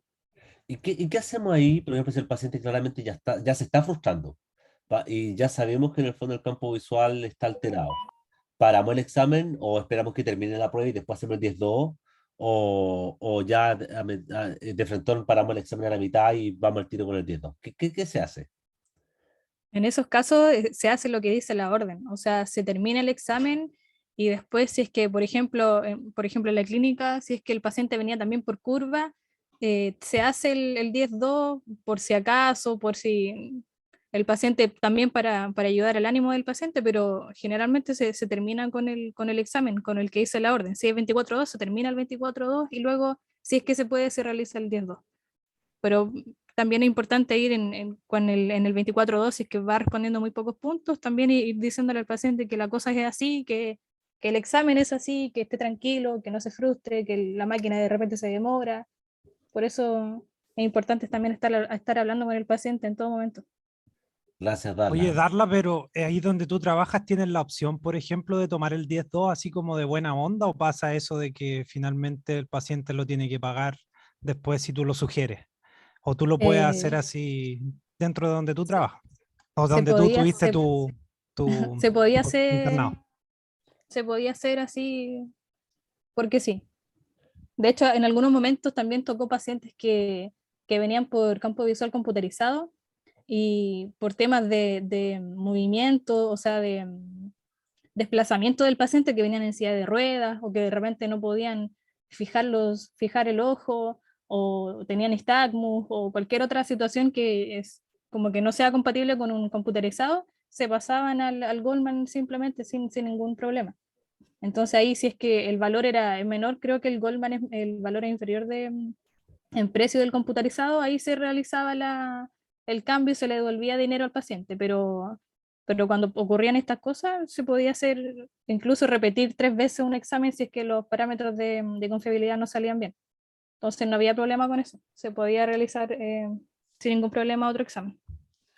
Esos criterios, ¿vieron? Esos criterios y eso se aprende en la Ujú. práctica clínica. Ariane. Sí, solo para que podamos seguir avanzando, tienen que acordarse siempre que el campo visual es un examen que es dependiente de la cooperación del paciente, ¿ya? Ahora, justificar el 10-2 solamente por un tema de ansiedad del paciente, no sé si es lo suficientemente fuerte esa justificación. Ya está también dentro de los parámetros, pero sí es súper importante manejar la ansiedad del paciente. Ahora, nosotros no sabemos en un campo visual, si es si es primer campo visual del paciente, tú no sabes con qué te vas a encontrar. Tú puedes esperar un poco lo que podrías encontrar, y por eso yo siempre les digo, yo salgo a buscar a mi paciente para ver cómo se desplaza, y eso me puede dar luces más o menos de lo que puedo encontrar, porque en el fondo tú podrías encontrarte perfectamente con un campo visual en trébol o en trébol invertido porque el paciente simplemente no te entendió el examen. ¿Ya? Entonces hay que terminar el 24-2, que es el examen que te solicitan, y después tomar decisiones si uno puede complementar con algo más. Pero acordarse siempre que el 10-2 no es el único complemento que podemos tener. Aquí Mariela podría como ayudar en eso, pero a mí me habían comentado que el paciente entró y se golpeaba. Como que se golpeaba cuando, como que chocó con cosas. El paciente Entonces, chocó eso- con la puerta. Entonces, ahí fue cuando se decidió realizar el 10-2. Lo hizo otra compañera, eso sí. Y tengo más información de la anamnesis que me la acaban de pasar, porque el paciente se atendió hoy. Entonces, quizás más adelante la pueda comentar. Ok, bueno, avancemos, Natalia. Ya, no sé si... Ya, Valentina Campos. Hola. Goldman de ambos ojos, el cual se realizó con buena cooperación con los estímulos 1-2, 1-3, 1-4 y 5-4, en el cual en el ojo derecho se aprecia un campo tubular con ambos, o sea, con todos los estímulos, alcanzando, la verdad es que no veo bien los grados, pero menor a los 20 grados en central. Y en cambio en el ojo izquierdo hay una mayor visión con la isóptera 5-4 hacia nasal, temporal. Nasal o temporal.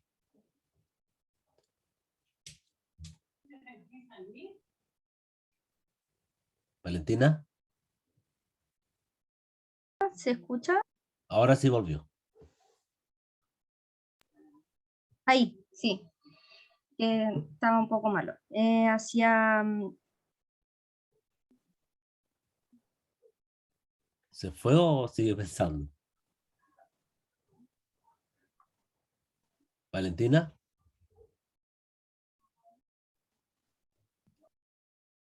Valentina, ¿está ahí?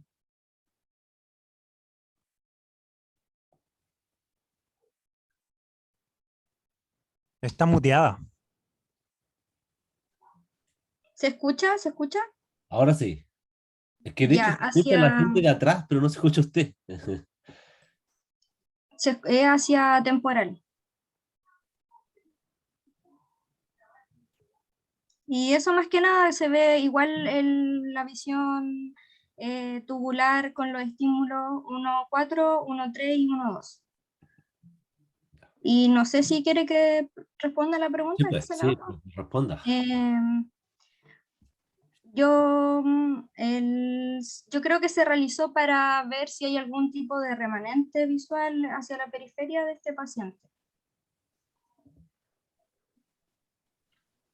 Y Natalia. efectivamente fue para eso. Ahí Mariela, como estuvo ese día en el examen, ella podría como decir por qué se tomó esa decisión. Crawford. Sí, estuve con la profesora Ariana ahí realizando el examen. Otro alcance que quiero hacer, la corrección fue de +6 en ambos ojos, entonces ahí podemos ver que la refracción estaba mal traspasada. Y bueno, el paciente tenía buenas agudezas visuales, por lo tanto, a mí personalmente me llamó mucho la atención los campos tubulares y las buenas agudezas visuales. O sea, yo pensaría que el paciente tenía una muy baja agudeza visual, pero no, él llegaba 0,9 y 1. Entonces, llegamos a la conclusión que con su ojito izquierdo, con el remanente de visión que tiene ahí, es con el que él se mantenía todos los días, o sea, sin su ojo izquierdo no podría caminar ni desplazarse. Ariane. Cuidado con el concepto de remanente visual. Eso es un campo visual tubular, ¿ya? Y bueno, tuvimos la oportunidad justamente de conversarlo con Mariela, Y quiero que acá, este caso grafica muy bien lo que pasa con un paciente con un glaucoma avanzado. Ya el paciente tiene una agudeza visual de, no me acuerdo, 0,8, 0,9, 1, ya muy buena agudeza visual y tiene un campo visual tubular.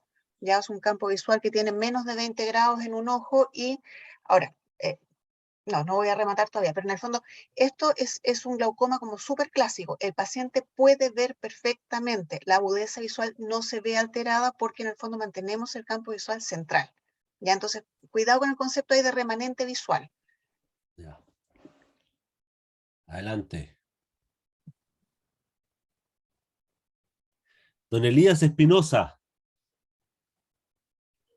Sí, dígame. ¿Se escucha? Diagnóstico presuntivo, pronóstico y tratamiento. Bueno, el diagnóstico creo que es evidente que es glaucoma.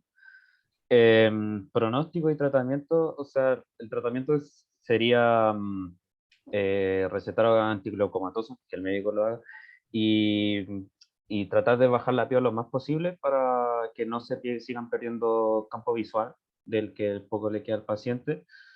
Y eso, evaluar cómo sería su adherencia al tratamiento, después más adelante con las próximas consultas. Y eso, el pronóstico, a mi opinión, sería conservaría su campo visual actual si se tiene una buena adherencia al tratamiento, y si no, terminaría perdiendo el poco campo visual que le queda. Natalia.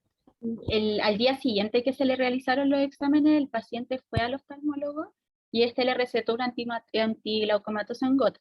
El día 18 de mayo, el paciente fue al centro a realizarse una tonometría aislada que marcó 15 milímetros de mercurio en el ojo derecho y 14 en el ojo izquierdo. Esto fue a las 3 de la tarde. Y luego el día 25, hoy día, también se realizó una tonometría aislada y dio 10 milímetros de mercurio en el ojo derecho y 12 en el ojo izquierdo, a las 3 de la tarde también.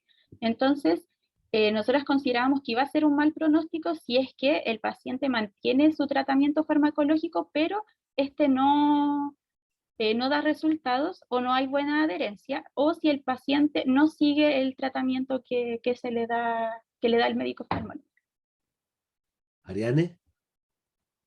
Hay que poner cuidado acá, porque en el fondo este es un paciente que ya está con un glaucoma muy avanzado.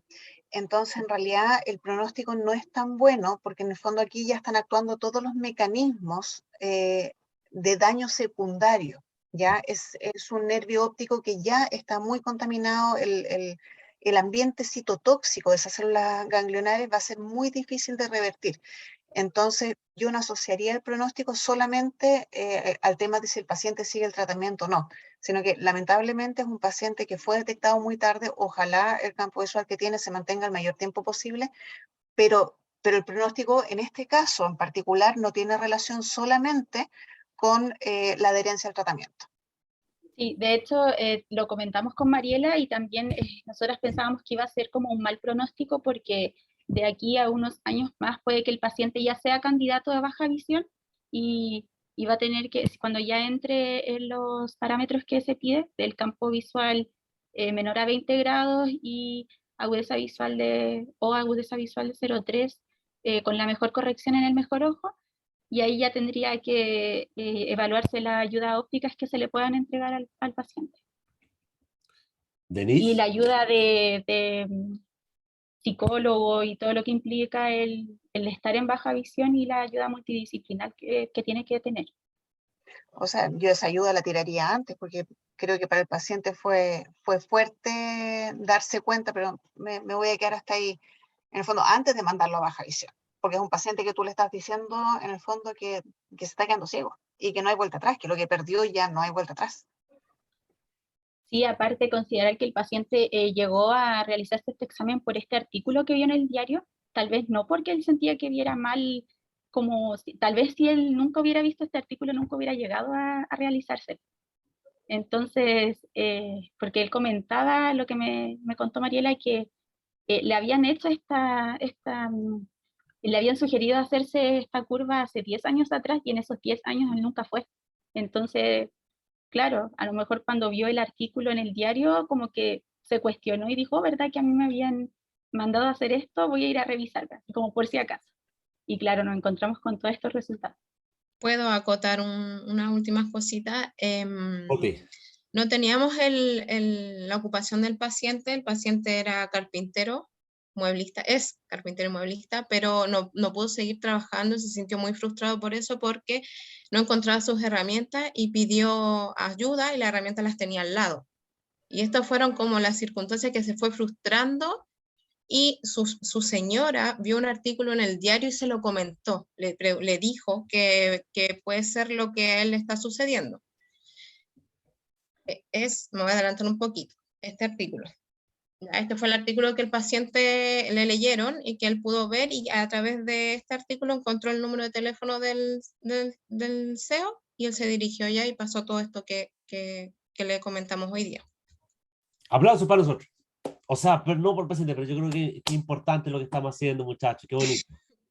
Qué bonita reflexión. Creo que es muy, muy importante el valor que se le está dando a la vinculación con el medio, la unidad académica, el valor que se le está dando a poder tener la posibilidad, porque en el fondo, para que salga ese artículo, a nosotros nos mandan una lista de oportunidades donde uno puede escribir algo, ¿verdad? Nos mandan desde vinculación con el medio, y nosotros reservamos como con 5 meses de anticipación, y nos planificamos para escribir el tema del glaucoma como 5 meses antes de que fuese la fecha, y son cosas que ustedes no ven, ¿verdad? Y que tienen relación con la gente que se encarga de vinculación con el medio de la unidad, eso ya listo. Y cuando se generó la instancia, la Ariane estaba pasando, perdón Ariane que lo cuente.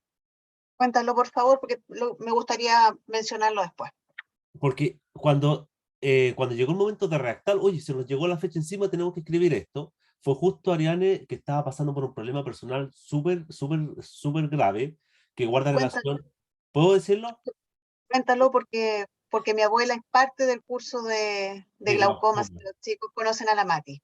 Ese día, o no sé, 2 días, o no sé si fue exactamente no, creo que fue el mismo día, pero fue el día que falleció la Mati.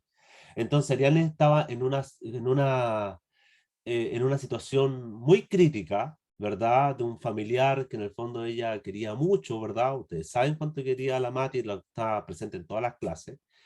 Y Ariane aún así quiso redactar la noticia. Ariane, no te preocupes, la vamos a escribir nosotros, ¿verdad? La Ariane, aún así, no, por favor, este es un compromiso que yo había asumido, ¿verdad? Ustedes ya todos conocen a la Ariane, y Ariane redactó esa noticia. Luego, entre todos, ¿verdad? Ayudamos, ¿verdad? A mejorar la redacción, les agregamos cosas, y finalmente el artículo sale. El artículo sale, imagínense lo gratificante que es que en definitiva una persona hoy en día tiene un diagnóstico claro, hoy en día se le pudieron realizar toda su evaluación, independiente de su situación socioeconómica, a partir de un artículo que sale publicado en un periódico local, ¿verdad? Creo que debiésemos sentirnos súper, súper orgullosos por lo que estamos logrando, ¿verdad? Comunidad académica, llegando a la gente. Creo que esto es muy, muy importante lo que se ha podido generar, ¿ah? Creo que es muy relevante.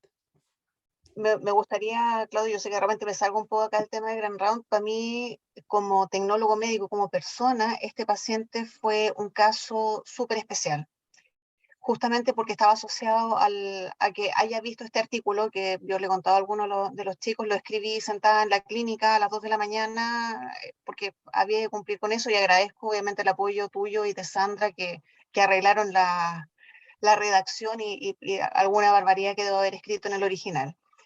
Y que llegue este paciente, habiendo leído ese artículo, sabiendo que la Mati también tenía glaucoma, entonces en el fondo se juntaron muchas cosas desde el punto de vista emocional. Y tal vez no lo van a entender ahora, pero cuando yo hice ese Goldman y vi que ese 5.4 estaba grande, de verdad que para mí fue un alivio. Yo me puse contenta. Ya, yo sé que Mariela por ahí miraba este campo visual y decía, estaba con ataque porque es terrible. Pero para mí fue un alivio ver que todavía ese paciente tiene un campo visual periférico, aunque sea grosero, aunque sea con el 5.4, pero le permite desplazarse. Entonces digo, ya, no fue tan tarde, fue tarde, pero ahí también entramos en el tema. A este paciente lo vieron hace años atrás, sabemos que los pacientes son porfiados y que los pacientes mienten, pero alguien no fue capaz de convencerlo de que tenía que hacerse esta curva de tensión. Alguien vio a este paciente hace 3 años, y yo te aseguro, Claudio, que este paciente hace 3 años ya tenía un daño glaucomatoso evidente. Claramente. alguien no hizo su pega. Entonces, en el fondo, es decir, pucha, aquí tenemos un caso donde evidentemente alguien no hizo la pega, y donde tenemos otras labores nuestras como tecnólogo médico que pueden permitir que los pacientes lleguen en algún momento a consultar. Exactamente. Remate el caso, Natalia. Ya, entonces como conclusión y hablando un poco del rol que tenemos como tecnólogos médicos, la labor de detección es súper como importante porque a pesar que nosotros no podemos diagnosticar, tenemos que saber identificar los signos en consulta y relacionarlo a las diversas patologías. Entonces, en una consulta optométrica, por ejemplo, no nos cuesta nada hacer una oftalmoscopía y ver si es que hay un aumento de papilas, si es que algo se ve extraño, y mandarlo y sugerirle. Y ahí también entra como esta capacidad de orientar al paciente y educarlo de la importancia de realizarse exámenes, de ir al oftalmólogo, porque lo que le estamos diciendo, no le vamos a entregar el diagnóstico, pero nosotros sabemos que ahí hay algo que está sospechoso. Y hay que decirle, y también orientarlo y ayudarlo a que usted se toma los medicamentos, cada cuánto se los toma, si el paciente estamos viendo que va por lentes, pero no se está tomando los medicamentos, no se está poniendo las gotitas en la hora indicada, igual hay que darse el tiempo de explicarle por qué eso lo que está haciendo él no está bien, por qué les puede afectar. Y también la parte de difusión, que es súper importante porque nosotros como usamos las redes sociales mucho, usamos Instagram, entonces podemos compartir por ahí información, pero se nos olvida que gran parte de la población de personas mayores no utilizan redes sociales y su medio de información y de educación es el diario. Entonces, mi abuelita todavía compra el diario y ella lee ahí, porque le gusta, está suscrita. Entonces, el hecho de que se haya realizado como este artículo que buscaba concientizar a la población sobre los peligros del glaucoma permitió que un paciente llegara a realizarse los exámenes que correspondían y tal vez no llegaron a nuestro centro, pero puede que otros pacientes hayan llegado a otros centros por el mismo artículo. Entonces, son cosas que a veces uno lo olvida, pero son súper importantes de lo que podemos hacer como tecnólogos médicos, como estudiantes también, y como profesionales después. Sí, sí. Muy, muy importante, Natalia. Yo, ¿sabes qué es lo que pienso a partir de este análisis? No va a dar tiempo para el análisis, los papers, por favor, los manden, ¿ya? Pero creo que el mensaje tiene que llegar a los tecnólogos médicos que están trabajando directamente vinculados a la refracción. Este mensaje respecto de analizar la presión intraocular, el mensaje de analizar el fondo de ojo, ya sea con una fotografía, ya sea con la oftalmoscopía, creo que es tremendamente importante y necesario, y a partir de toda nuestra experiencia, de lo que ya hayamos hecho, porque ojo, yo también trabajé en operativo y no tomaba la presión, o sea, sí le tomaba la presión intraocular, pero no revisaba el fondo de ojo, ¿verdad? Y creo que era porque en el fondo cuando yo lo hacía estábamos recién empezando a ser operativos y creo que no era parte de la cultura, ¿verdad? No nos entrenaron, pero ahora sí ustedes tienen este entrenamiento, ¿verdad? Es necesario tomar la presión intraocular, es necesario echarle una miradita al fondo de ojo. Y creo que ningún oftalmólogo se puede oponer a que nosotros visualicemos el fondo de ojo para generar una derivación oportuna de glaucoma, porque le estamos salvando la visión a la gente. ¿Ah? Es muy, muy importante. No sé cómo era Luis. No, no, nada que decir. O sea, estamos, yo creo, todos en la carrera con el mismo lineamiento y es bonito el rol que han cumplido allá con el centro oftalmológico. Este caso es bonito y importante porque si nos importa una persona, nos importan todas, ya sea 15, 20 pacientes que les toque reflexionar en un día. Si a una persona le salvan la visión, como pasó en este caso, ya el día podría ser que esté pagado porque hicimos algo importante por alguien. No digo que los lentes no sean importantes, también son importantes de otra manera, pero aquí esto, digamos, golpea más fuerte porque mientras más tiempo pasa, más visión pierde la persona. Entonces, en ese sentido es un poco diferente, pero eso, felicitarlos por su gestión por allá.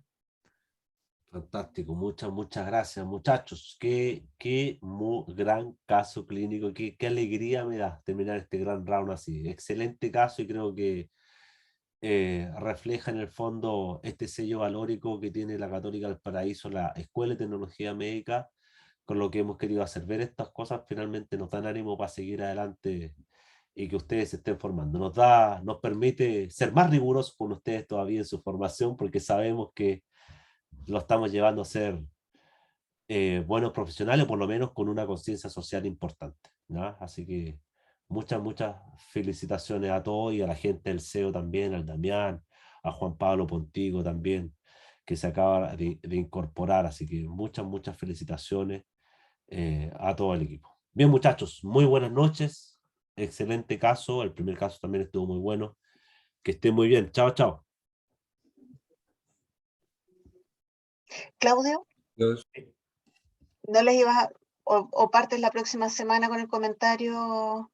Partámonos la próxima semana, pero recuérdame, por favor. Voy a intentarlo. Chao, Lo voy a chao. dejar en la planilla. Lo voy a dejar en la planilla. Ya, ok, listo. Ahí lo veo. Chao, chao.